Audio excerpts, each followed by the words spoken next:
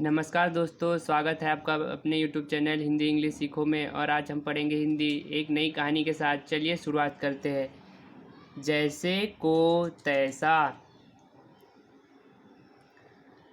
दीनानाथ और बाबूराम नाम के दो दोस्त थे।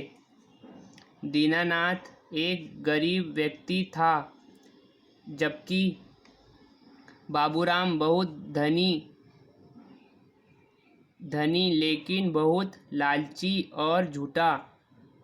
एक दिन दीनानाथ बाबूराम के पास गया और बोला, मित्र, मैं शहर जा रहा हूँ धन कमाने के लिए। मेरे पास और तो कुछ नहीं, पर ये लोहे की छड़ है, इसे तुम अपने पास रख लो। जब मैं शहर से वापस आऊँगा तो तुमसे वापस ले लूँगा। बाबूराम ने कहा, ठीक है, मैं इस छड़ को अपने भंडार कक्ष में रख देता हूँ, तुम बेफिक्र होकर शहर जाओ। 2 साल बाद दीनानाथ खूब पैसे कमाकर अपने गांव लौट आया। एक दिन वह अपने मित्र बाबूराम के पास गया और बोला, मित्र, छड़ अपने पास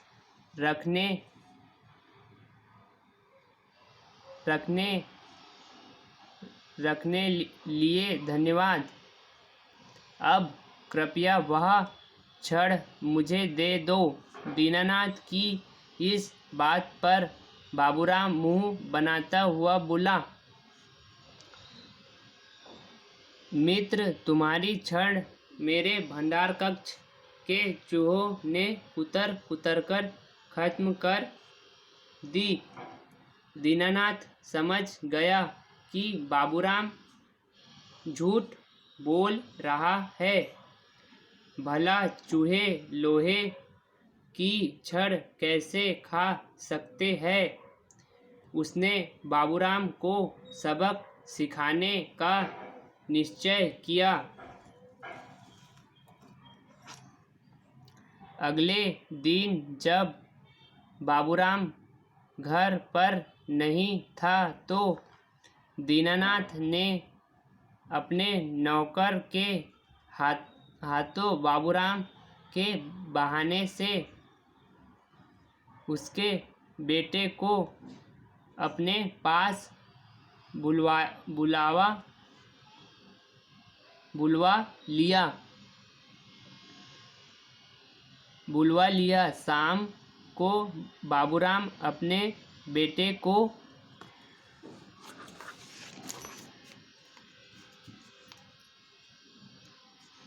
घर में ना पाकर गुस्सा हुआ।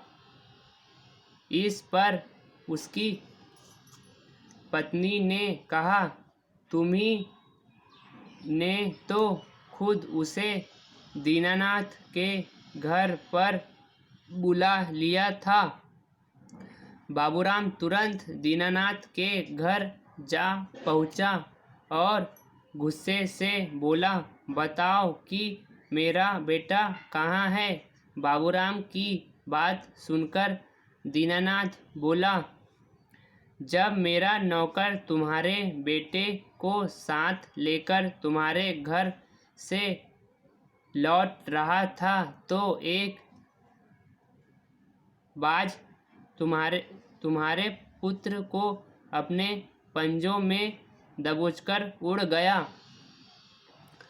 बाबूराम को उसकी बात पर बिल्कुल विश्वास नहीं हुआ। अगले दिन गांव में पंचायत बुलाई गई।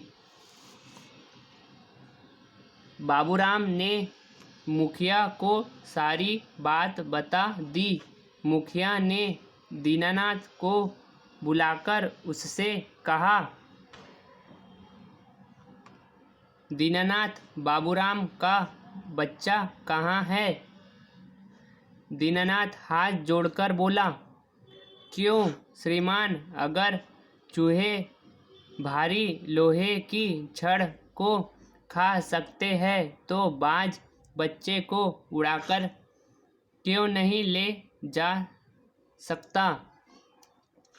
तुम कहना क्या चाहते हो, साफ साफ बोलो।